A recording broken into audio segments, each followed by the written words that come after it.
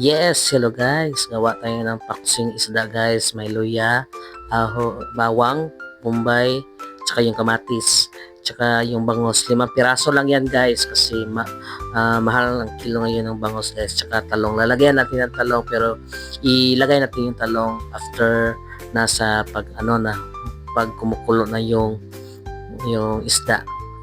Yan po ang tuyo at suka guys. Nilalagyan ko ng tuyo at suka. Yung suka natin guys, ano yun guys, at saka may idibol. Lagyan natin ng idibol para mukhang adobo. Yung suka natin guys, hindi ako gumagamit ng mga suka, yung mga silver swan, yung mga ang gagamitin ko yung suka guys, yung galing mismo sa coconut guys. Yan po guys, yung pang guys, yung pamintang liso yung nilagay ko dyan, tsaka yung ano, maahos, yung ahos ilagay ko doon.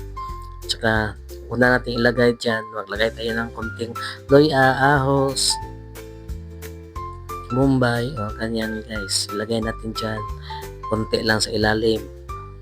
Takpan natin sa isda, ilagay natin sa sa kaserola guys, yun Okay na okay po guys yung kamatis guys. Masarap kasi guys kung magpaksiw tayo ng isda na may kamatis, masarap. Yes, masarap talaga guys. Yung iba, 'di ba, hindi niyo alam, no? Hindi niyo nilagyan ng kamatis pero sa akin nilagyan ko. Masarap guys pag may kamatis. Yung kamatis na hinog, hindi yung hilaw. Kamatis na hinog ilalagay natin. Kunin natin yung liso sa loob. Yun guys, yun ang paksiw natin guys. Masarap na masarap yan guys. Kapag maraming ingredients ang ilagay guys. No? Dapat ganyan guys. Yung pag-slice, yung pag sa luya, ano, yun po ang ginagamit natin yan. Yung vinegar, yung coconut wine lang guys ang binigay natin. Yan. Ginagamit natin ngayon guys. Yun guys. Tinitimpla ko dyan. Tsaka atin na isasalang na natin yan later. Patapos yan, okay. Masarap na masarap ka. Nagugutom na kayo guys, no? Yes guys, masarap ganyan pagbangos guys. Hindi siya yung buntot masyadong tinik guys. Marami siyang tinik.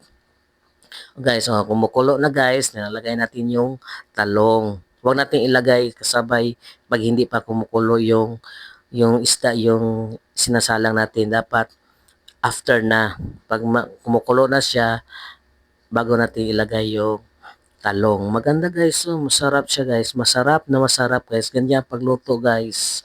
Masarap talaga guys. Yummy. Guys, please follow, like, and share.